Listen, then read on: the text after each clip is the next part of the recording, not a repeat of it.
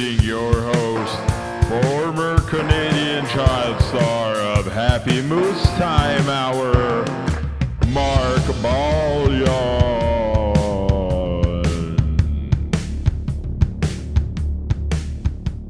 Reporting live from Monrovia, California, I'm Mark Ballion, and welcome to this week's edition of MBLM N18. Eshegs and gentlemen, it has been a strange couple of days, so please, I'm begging you, stop interrupting me, and let's just jump right into this week's matchups. 5.6 points on the Pats' closing garbage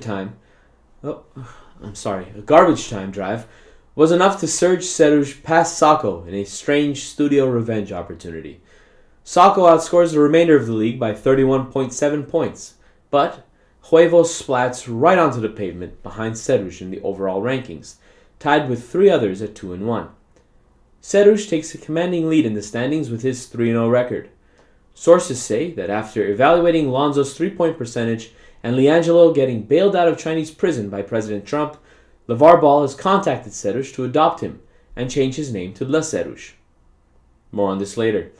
The secret to success must be having three 30-point scorers and a 3-point producing defense, because that seemed to work this week.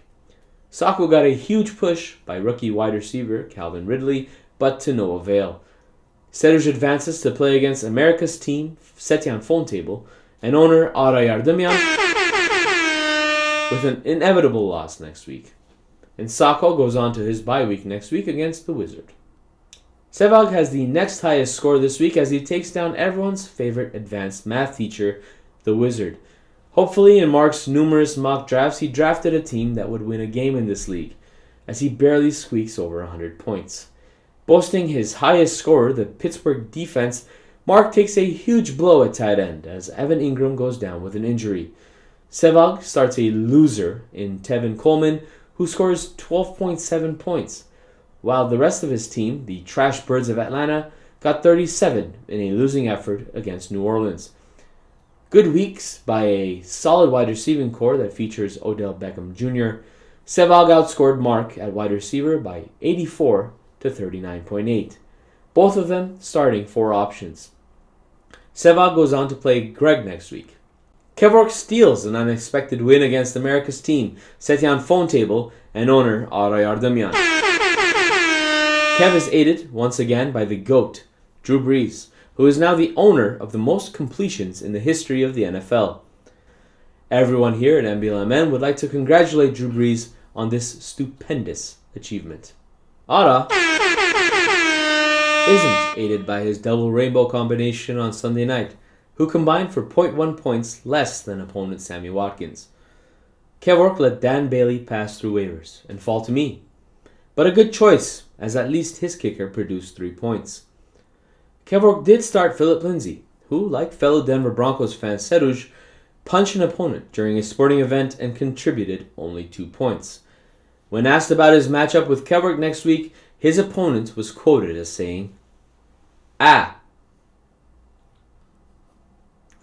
The matchup between Greg and Hagop came down to the wire. No, not really. Hagop had an atrocious week from his wide receiving core, who took a page out of Mark's playbook, scoring 14.3 points less than the Wizards' Fab 4 receiving core. Greg got a huge push from the Cleveland Browns on Thursday night, with 44.6 from the combo of Landry and Hyde, bruh. A third of Hagop's points came from his quarterback, bruh. Michael Thomas is the best ever, bruh. Hagop drops to 1-2, and Greg ties me at 2-1, bruh. Speaking of me, in the most boring game of the week, I beat the Peanut Butter Baby in a matchup that totaled only 21 more points than Seruj's total score. I started Dan Bailey as a joke. I'm sorry, Kevork. And he managed a league high of 0 points. Auden had a potential winning touchdown taken off the board when 2012 superstar Deshaun Jackson got his punt return overturned by a holding call against fourth-string safety Isaiah Johnson. Thanks, Isaiah. Once again, I left points on my bench by not starting record-setting Kansas City quarterback Riley Curry. Do you feel old yet? Next week I play against fantasy amateur Hagop, and there are two ways that this could go. Either Mahomes punishes me for not playing him the last 2 weeks and scores 6 points, or he punishes the guy who dropped him, Hagop, and gets 6 touchdowns. Do I start him? Do I start Rodgers? One thing is for sure. It's going to be the wrong decision. Auden goes on to play against Kevork as he plans to sacrifice Arik to the Le'Veon Bell gods on Thursday morning.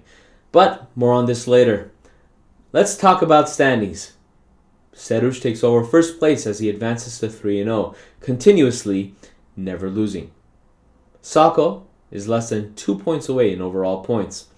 I take the overall lead as Gawad with least points scored against. A special thank you to all my opponents in the last 3 weeks. Mark is in a rough spot, but anything can happen. He could lose next week against second place Sako. Moreover, he could lose again the following week against first place Seruj. Good luck, Mark. ESPN puts the likeliness of you going 0-5 higher than you paying out your last 27 pending Venmo requests. That's all for this week. Thanks for watching. From all of us here at Emblem M18, I'll catch you on the flip side.